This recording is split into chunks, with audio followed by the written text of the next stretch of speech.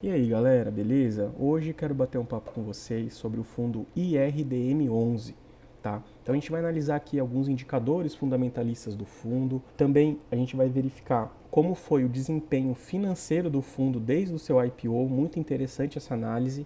E por fim, né, verificar como que tá a composição do portfólio do fundo, beleza? Eu acabei me ausentando do canal aí, né? O último vídeo já fazem 6 dias, porque infelizmente eu estava gravando com um microfone muito ruim.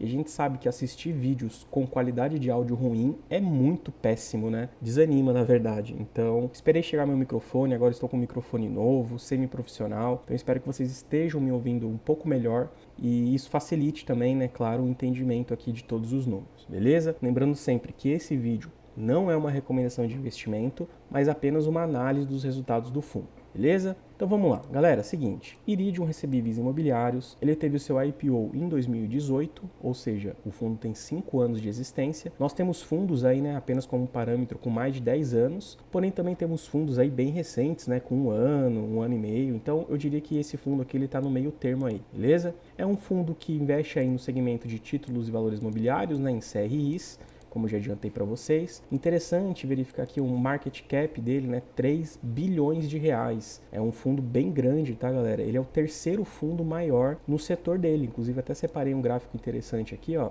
dos fundos que investem em papel, né? Então, vejam que o IRDM11 ele está em terceiro aqui, ó, com 3,2 bilhões de reais, né?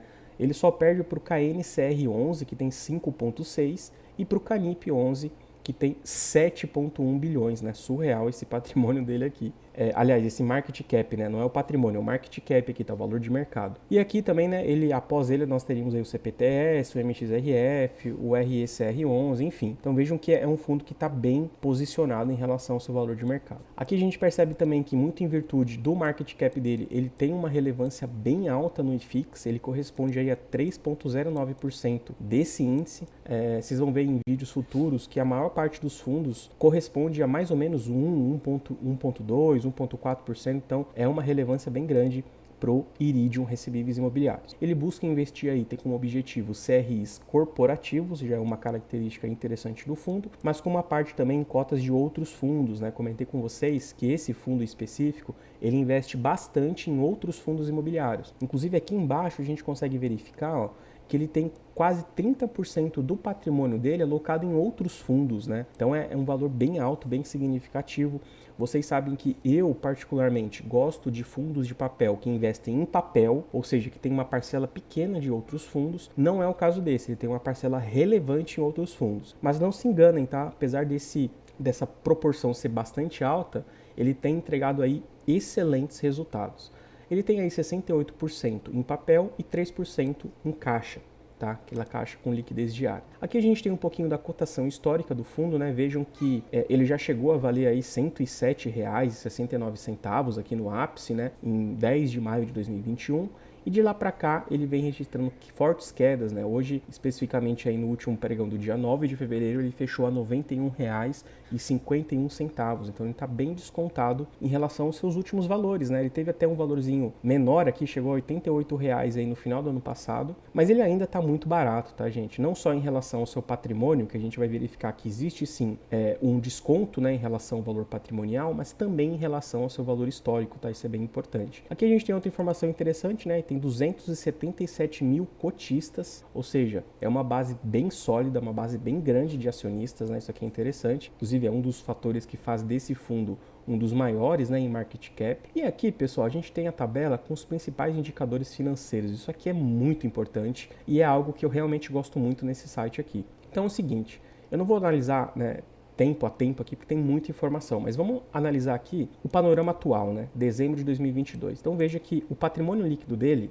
foi aumentando, né, ao longo do tempo, a gente vai vendo que é crescente, é um patrimônio crescente, porém nos últimos 3 meses houve uma pequena queda, né, de 3 bilhões e 445 milhões, caiu aí para 3,3 bi. E isso acontece, né, se a gente for analisar aqui os ativos e os passivos. Então a gente percebe que o passivo dele teve um pequeno aumento, né, em relação ao último mês, de 5 milhões de reais, e os ativos tiveram uma pequena queda, né, de 3 bilhões 421 milhões para 3 bi 417 milhões. Isso aqui, fazendo a diferença, resulta nesse PL um pouquinho menor. Nada muito preocupante, tá bom? Outros indicadores que eu gosto bastante de avaliar é em relação à dívida do fundo, a alavancagem dele.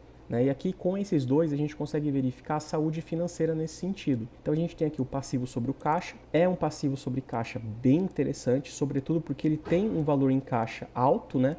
95 milhões de reais em caixa.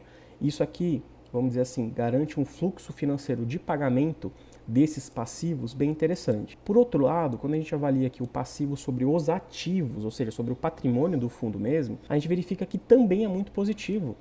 O passivo do fundo está em torno de 36 milhões de reais, enquanto os ativos dele correspondem a 3,4 bilhões de reais, ou seja, é muito acima do passivo que ele possui. Por isso esse indicador, inclusive, está em verdinho aqui no site, Então, assim, é bem positivo. Analisando os números, a saúde financeira desse fundo está muito legal, está muito saudável desse ponto de vista. E por último, e não menos importante, eu também gosto de analisar o fluxo financeiro total descontado. E basicamente isso aqui significa o seguinte: quanto que o fundo distribuiu aos cotistas a mais em relação ao seu resultado de caixa. E a gente percebe que o fundo ele vem mantendo esse valor zerado, ou seja, ele tem distribuído consistentemente o resultado que de fato ocorreu. E apesar disso parecer talvez um pouco óbvio, não é o que acontece na maioria dos fundos, tá? Muitos fundos eles utilizam parte do lucro contábil somando ao lucro financeiro para poder fazer a distribuição. Isso não é errado, não é ilegal, tá? Muito pelo contrário, pessoal, é totalmente permitida essa prática. Só que geralmente, tá? E não é nenhuma regra, Geralmente não costuma ser tão saudável. Não é o caso do IRDM. A gente vai verificar no relatório gerencial que ele vem distribuindo sempre o resultado que vem ocorrendo mês a mês. Beleza? Vamos dar uma olhadinha agora no relatório do fundo, tá? Isso aqui é bem interessante, o site a gente consegue verificar aqui pelo Fundamentei todos os informes aqui do fundo imobiliário. Eu vou baixar aqui o relatório de dezembro, só para a gente analisar alguns números aqui, beleza? Então olha só. Eu não vou analisar tudo que eu já comentei com vocês, eu não quero que o vídeo fique muito longo também. Então vamos direto para os gráficos aqui e para o DRE do fundo.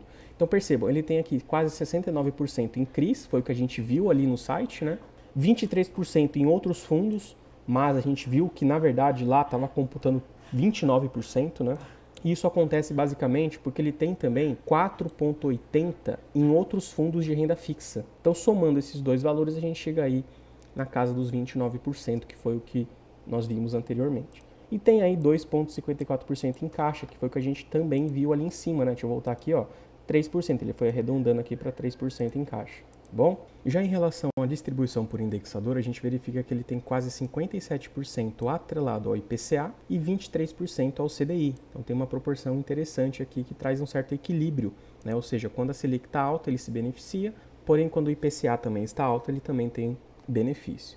Aqui a gente vê a distribuição por setor, interessante saber, vejam que a maior parte do portfólio desse fundo está atrelado a real estate e também tem uma parcela em papel, Lembrando que essa aqui é a parte de setorização, tá? E aqui a taxa média, IPCA mais 8,46, que corresponde a 57% do patrimônio. Fundos imobiliários aí na casa dos 23, que a gente já viu, ali em cima. CDI mais 5,38, correspondendo a quase 12,5% do patrimônio do fundo. São os mais relevantes aqui, que a gente percebe, Agora vamos descer um pouquinho para ver o DRE, justamente a parte de distribuição que eu comentei com vocês. Então veja, esse aqui é o resultado caixa do fundo, ou seja, é o total de ativos, de receita, menos a despesa, e esse é o valor que foi distribuído de fato pelo fundo. Tá? Então, vocês vão ver que em vários outros fundos imobiliários, muitas vezes esse valor aqui não corresponde com o valor distribuído, seja por N razões, Por exemplo, o fundo pode ter utilizado parte da sua reserva de lucro, o que não necessariamente é ruim, tá? Na verdade, a reserva de lucro é justamente para poder manter a uniformidade nos rendimentos, tá? Então, por isso que a gente precisa analisar caso a caso. Nesse caso específico do IRDM, ele teve um resultado de 43,8. E nesse caso do IRDM, ele teve um resultado de 43.852.000 e distribuiu o mesmo valor. E percebam que ele foi fazendo isso mês após mês, tá? Sempre o mesmo valor. Isso aqui acaba sendo positivo, como eu já disse, traz uma certa saúde financeira para o fluxo de caixa da empresa, tá? Também não distorcem as informações contábeis, que eu vou trazer também alguns casos para vocês aqui, onde a distorção é muito grande, então isso acaba sendo muito ruim. Mas lembrando sempre, né, pessoal, não entendam errado, não significa que o fundo que tem um resultado X e distribui Y é ruim. Tá? Depende caso a caso, o fundo pode distribuir menos para fazer uma reserva para períodos mais preocupantes, né, de inflação baixa, ou o contrário, tá? Importante que você tenha isso em mente. Aqui a gente tem um pouquinho do portfólio do IRDM11 em outros fundos imobiliários. Então a gente percebe que ele até separa, né, aquela parte dos fundos de renda fixa. Ele até diz aqui, né, os fundos foram separados pelo fato de que a gestão entende que, ainda que sejam fundos imobiliários, estes possuem uma dinâmica de ativos de renda fixa, com taxa fixa de retorno, amortizações periódicas e estrutura de garantias, tá? Então é por isso que lá no Fundamentei a gente tem esses dois valores somados, chegando aí na casa dos 29%, né? Então veja, ele tem aí 162 milhões de reais em fundos imobiliários que ele chama de renda fixa, justamente pelas questões que a gente viu aqui em cima. E tem também, olha o tamanho da carteira de fundos imobiliários do IRDM, gente, é muito fundo, né? A gente está falando aqui de mais de 25 fundos, quase 30 fundos imobiliários. E vejam só, ele tem aqui DEVA 11, eu acho que ele separou aqui por relevância, né? Vamos ver esses principais aqui, ó. Ele tem o DEVA 11 correspondendo a 4% do PL, relevante isso aqui, tá? RBHY correspondendo a 3,79, também bem relevante. Ele tem cotas do HCTR11, olha só. E olha o custo médio dele, né? Insano, R$119. O HCTR11 fechou o pregão de hoje negociado a R$95, R$96. Então, assim, eu não acho nem ruim que ele ainda esteja na carteira, porque o fundo não vai querer realizar prejuízo com uma posição aí de 1,63% no HCTR, né?